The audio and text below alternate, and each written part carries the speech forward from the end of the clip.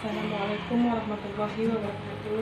Perkenalkan, nama saya Nurul Aisyah dari Prodi Teknik IPS dengan kelas Ta'alum A18 dengan mata kuliah Fikih Ibadah dan Dakwah.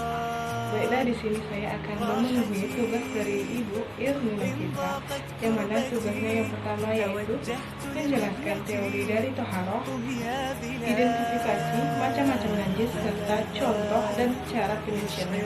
Yang kedua yaitu mempraktekkan tata cara wudhu, tayamum, dan mandi wajib. Assalamualaikum warahmatullahi wabarakatuh. Baiklah, saya Nurul Anissa dari Prodi Teknik IPS, dosen pengampu Ibu Irmina Novita, SE, CSTNI. Di sini saya akan memenuhi tugas dari mata kuliah Fikih Ibadah dan Dakwah, yaitu yang pertama menjelaskan teori toharoh, identifikasi macam-macam najis serta contoh dan cara penyuciannya. Baiklah, toharoh yaitu toharoh menurut bahasa ialah bersih dan bersuci dari segala kotoran, baik yang nyata seperti najis maupun yang tidak nyata seperti aib. Menurut istilah para fuqaha, berarti membersihkan diri dari hadas dan najis seperti mandi, berwudu, dan bertayamum. Selanjutnya, macam-macam toharoh. Yang pertama ada bersuci dari dosa atau bertaubat. Bertaubat kepada Allah merupakan toharoh ruhaniyah, juga sebagai metode mensucikan diri dari dosa-dosa yang besar maupun yang kecil kepada Allah. Jika dosa yang dimaksud berhubungan dengan manusia, sebelum bertaubat ia harus meminta maaf kepada semua orang yang disakitinya. Yang kedua ada bersuci menghilangkan najis. Najis menurut bahasa ialah apa saja yang kotor, baik jiwa, benda maupun amal perbuatan. Sedangkan menurut fuqaha berarti kotoran, yaitu yang berbentuk zat yang mengakibatkan sholat tidak sah. Selanjutnya ada benda-benda najis. Yang pertama yaitu bangkai, kecuali bangkai ikan dan belalang. Yang kedua darah. Yang ketiga babi. Yang keempat khamar dan benda cair apapun yang memabukkan. Yang kelima anjing. Yang keenam kencing dan kotoran atau tinja manusia maupun binatang. Yang ketujuh susu binatang yang haram dimakan dagingnya. Yang kedelapan wadi dan najis. Yang sembilan mutahan dari perut. Selanjutnya ada macam-macam najis. Di sini ada 3 macam najis. Yang pertama najis mukhafafah, yaitu najis ringan, ialah air kencing bayi laki-laki yang belum berumur 2 tahun dan belum pernah makan sesuatu kecuali ASI dari ibunya. Cara mensucikannya itu cukup dengan memercikkan air ke bagian yang terkena najis sampai bersih. Yang kedua yaitu najis mutawasitoh, yaitu najis sedang, yang mana najis ini yang keluar dari kubul dan dubur manusia dan binatang, kecuali air mani. Cara mensucikannya dibilas dengan air sehingga hilang semua sifatnya, baunya, warna, rasa, dan rupanya. Yang ketiga yaitu najis berat. Najis berat yaitu najis anjing dan babi.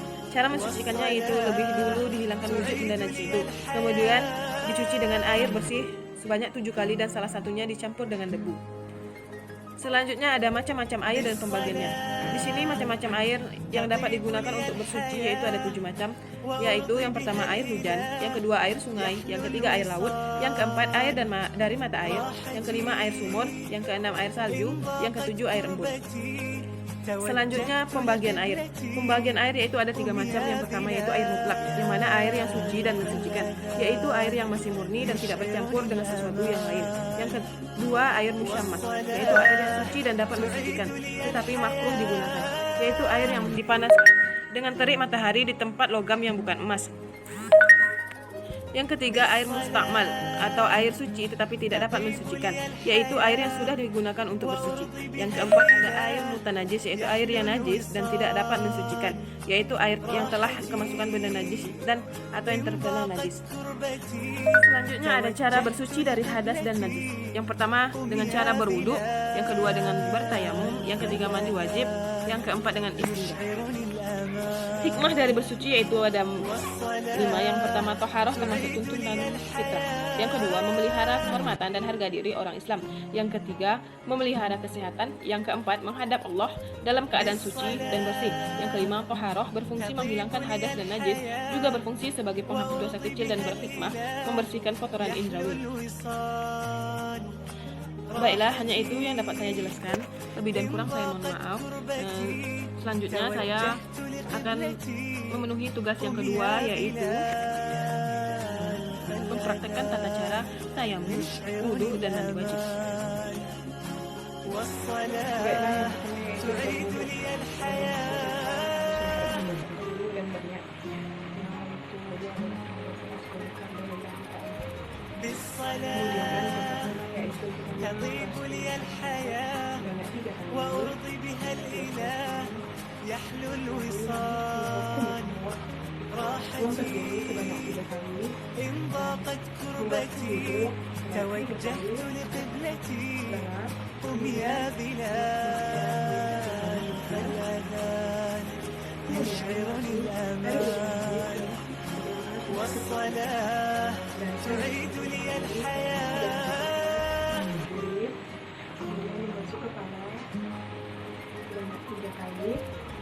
بالصلاة تطيب لي الحياة وأرضي بها الإله يحلو الوصال راحتي إن ضاقت كربتي توجهت لقبلتي قم يا بلال فالأذان يشعرني الأمان والصلاة تعيد لي الحياة yang kedua yaitu tata cara bertayamum. بالصلاة Kita تطيب bertayamum ini لي الحياة وأرضي بها الإله يحلو الوصال راحتي إن ضاقت كربتي توجهت لقبلتي قم يا بلال فالأذان يشعرني الأمان والصلاة تعيد لي الحياة dan kiri untuk kanan dan kanan untuk kiri. بالصلاة Dan ini yaitu dengan cara menuju تطيب لي الحياة وأرضي بها الإله يحلو الوصال راحتي إن ضاقت كربتي توجهت لقبلتي قم يا بلال فالأذان يشعرني الأمان والصلاة تعيد لي الحياة kemudian kita berwudu sampai بالصلاة تطيب لي الحياة badan kita dan وأرضي بها الإله يحلو الوصال راحتي إن ضاقت كربتي توجهت لقبلتي قم يا بلال فالأذان يشعرني الأمان والصلاة تعيد لي الحياة sama seperti halnya berwudu sholat. بالصلاة تطيب لي Baiklah الحياة sekian hanya itu yang dapat وأرضي saya بها sampaikan. الإله Saya mohon maaf. يحلو Assalamualaikum الوصال warahmatullahi wabarakatuh. راحتي